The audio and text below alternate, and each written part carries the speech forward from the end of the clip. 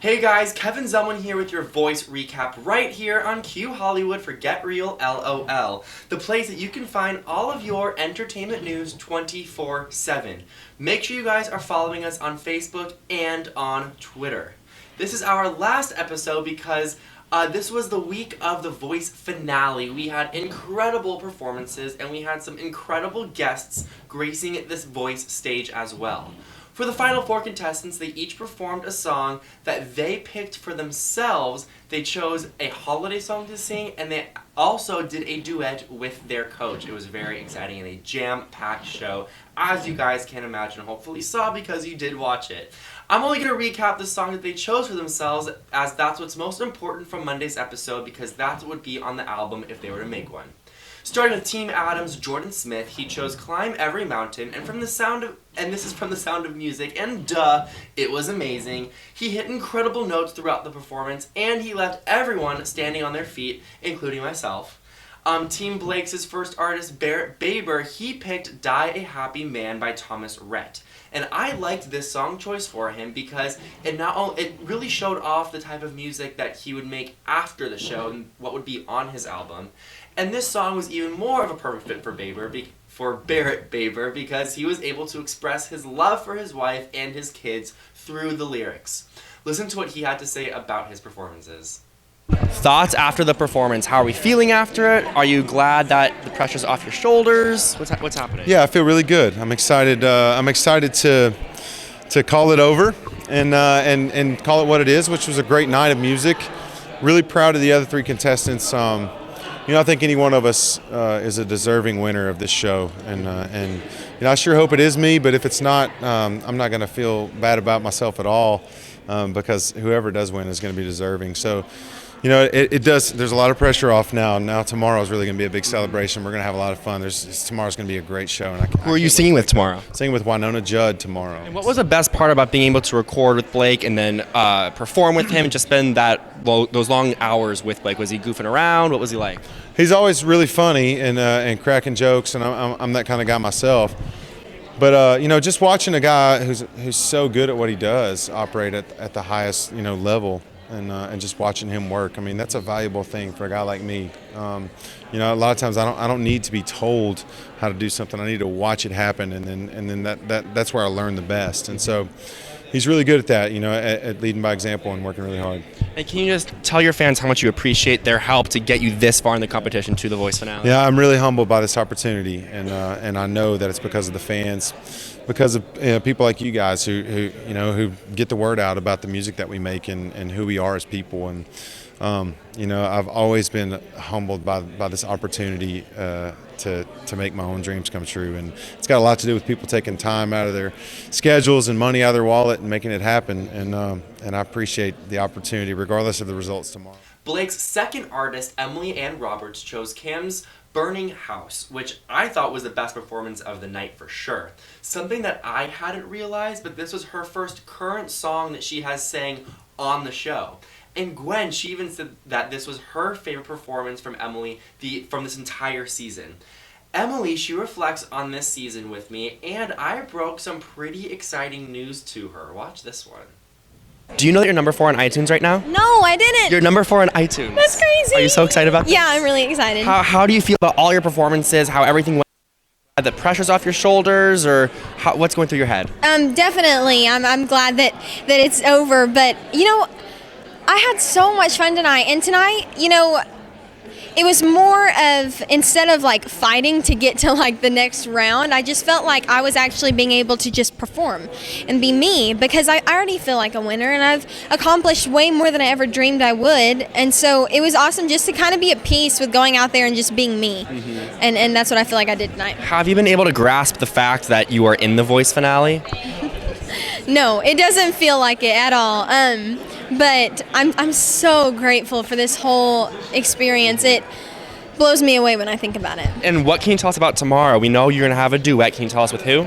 Yes, I'm singing with Ricky Skaggs tomorrow. He is a super huge bluegrass legend, and I've been listening to him since I was in a car seat. He's been such a huge influence to me, and I got to rehearse with him today, and the minute he started singing, my eyes just filled up with tears, and I'm so excited. I don't know how I'm going to be able to get through the performance without... You got to perform with Blake and record with him and be in the studio. What was it like to be with him? Was he just goofing off the whole time, or does he actually have a serious side that he doesn't really show America that often? Blake knows when to get serious, I think, and I've seen that side of him, but he's so comfortable to be around because of how much of a goofball he is. The day that we did iTunes, we literally just laughed at each other all day long, and it was so much fun. That's awesome. Well, I wish you the best of luck. Congratulations on making it this far.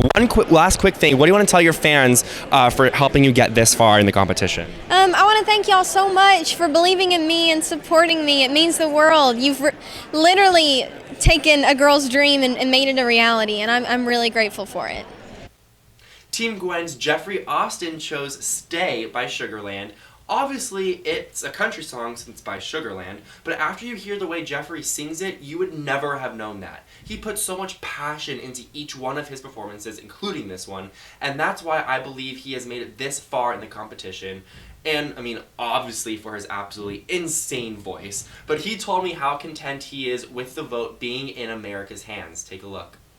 How are we feeling? It's your last major performance that people have to vote for. Pressure's off the shoulders. How do we feel about it? I feel really good. I feel like I loved the songs I sang. I feel like I did them well and stayed true to who I was. And so I'm really happy with, my final performances. And what was it like to rehearse with Gwen and be in the studio with Gwen? Was that so exciting for you? Things is to see this amazing recording artist in the studio in her element, and then performing with her and singing a song that we both love. We happened to find a song that was weirdly perfect for both of our voices. We didn't have to do much to it. It just was kind of really great for us, so I was really excited about it.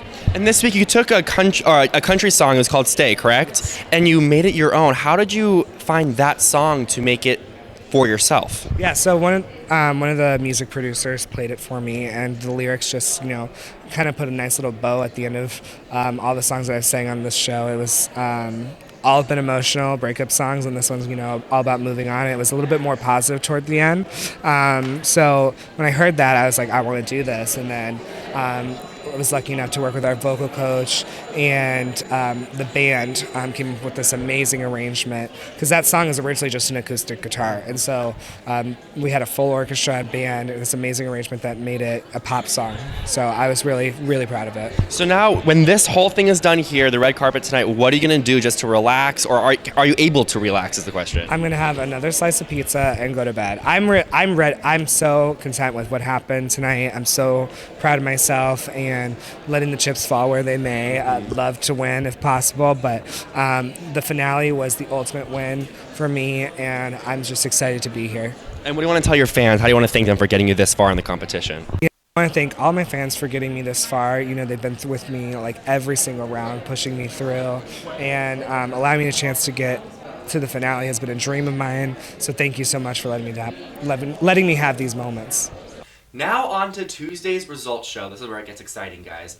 There were 15 performances in a 2-hour episode. That is a ton. And actually, I was in the audience where I was able to experience all of it firsthand. And you guys, it was so much fun to be a part of it. So the show opened with the top 24 artists. It was actually the top 23, as Ellie Lawrence wasn't able to make the show, she writes, due to a personal matter. But they reunited and they sang Major Lazer and DJ Snake's Lean On.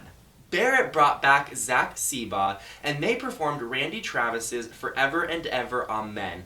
And then Coldplay came out to perform their new song, Adventure of a Lifetime, and then singing Love Train. There's so much going on. Singing Love Train was Nadja Nicole, Celeste Benton, Darius Scott, Regina Love, and a friend of The Voice Recap, Mark Hood. This was an insane performance. Incredible vocals. It was so cool to be there seeing all this. I'm sure you guys saw it on TV also.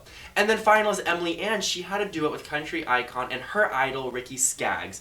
But I should mention that each finalist has a duet with a superstar artist. So All of them were great. Jeffrey Austin chose to sing with Maddie Davis, and they took on Amy Winehouse's Tears Dry on their own, and this was such a beautiful performance. Their voices were so great with one another.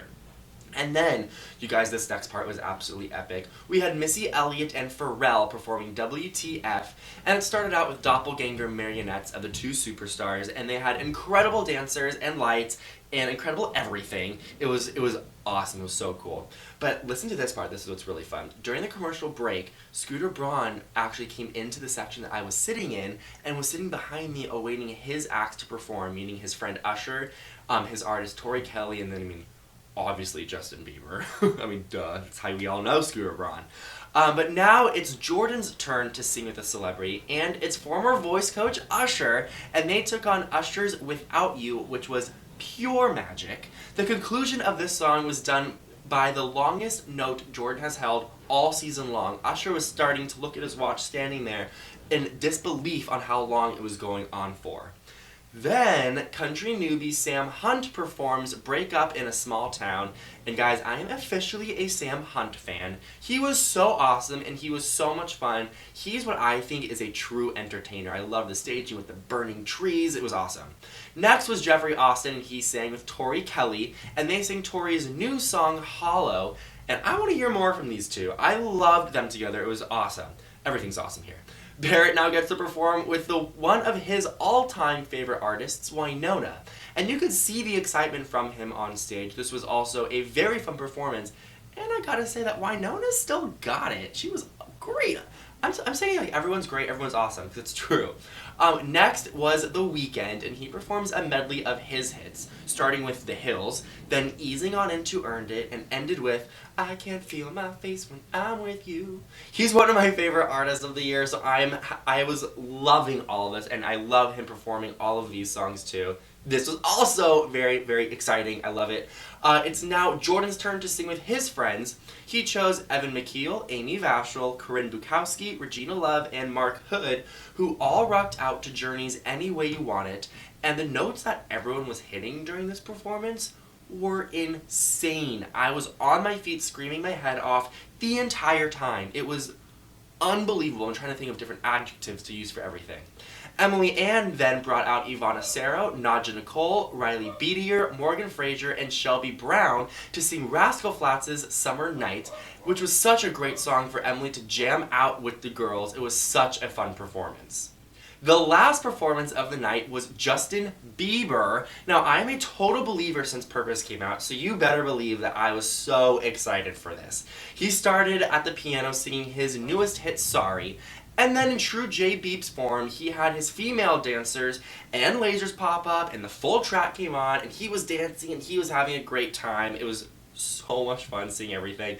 And then the coaches were on their feet, and they also seemed to love it, which was great to see also. Now guys, it's the time that everyone has been waiting for, the results.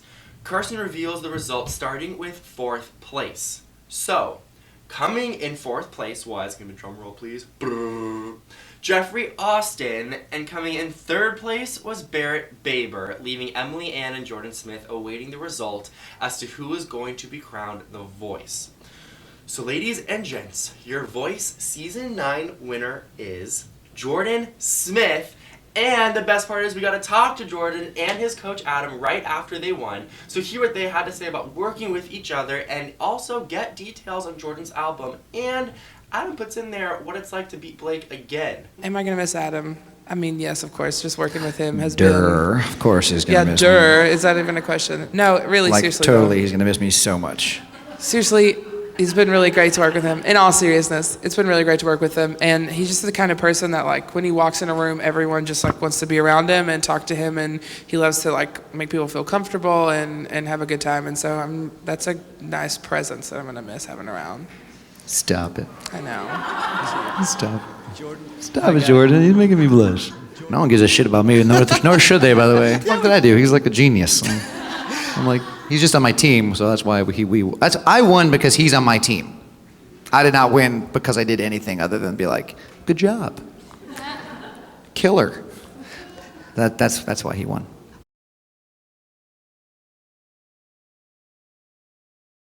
I love this question. there have been some shortcomings on the other side of this fence. And that's not shocking or surprising, it's just true. And, you know, Jordan has had more success on iTunes than most artists ever have.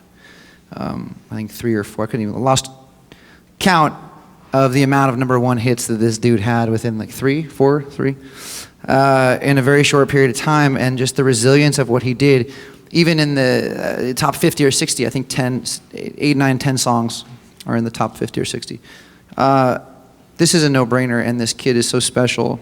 Just musically, talent-wise, spiritually, on a human level, on every level, this guy deserves the most success imaginable. And, you know, it's great because we bring everybody to this beautiful point where there are cameras rolling and everybody wants to know this guy and everyone wants to hear more music from this guy.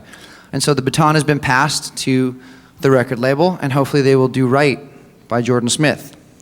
Right, Republic Records? You'll do right by Jordan Smith. And that's all I have to say about that.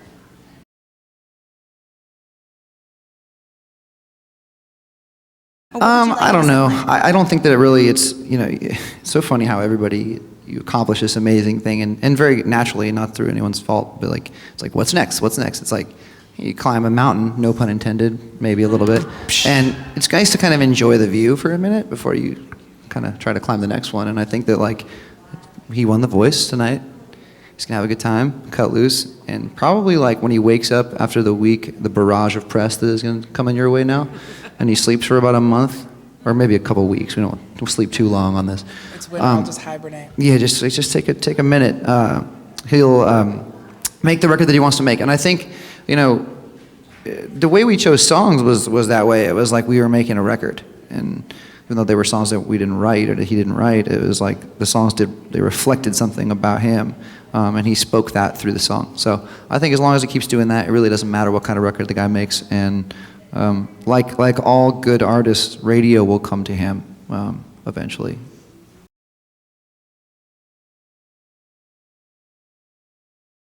Oh, there's so much. Things I've learned from Jordan. Go ahead. Oh my God! Well, you talking about? Was that for me? It's my tea. She asked me, man.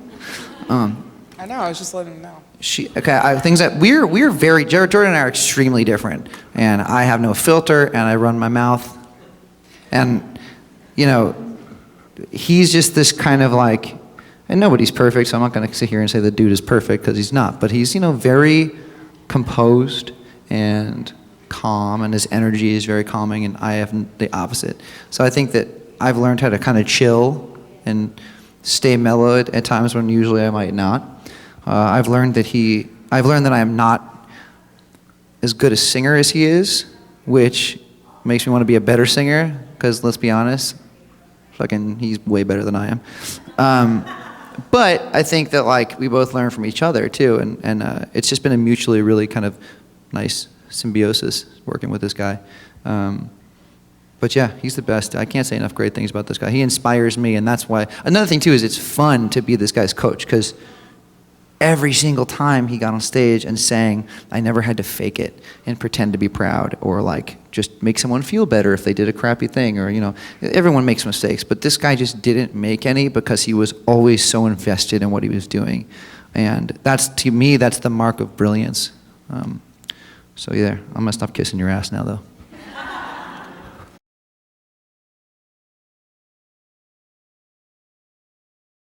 Oh, it feels so good.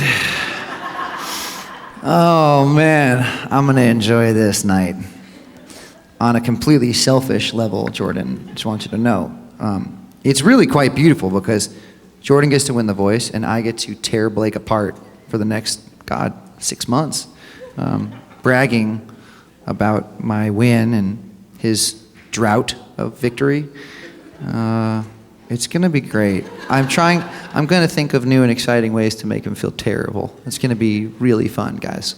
So thank you. The answer is psyched. You're welcome. Ruben. What'd you say? You're welcome.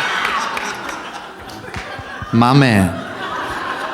Now, I'm going to have to brag for 2 seconds, guys. As you know, I had my artists to watch.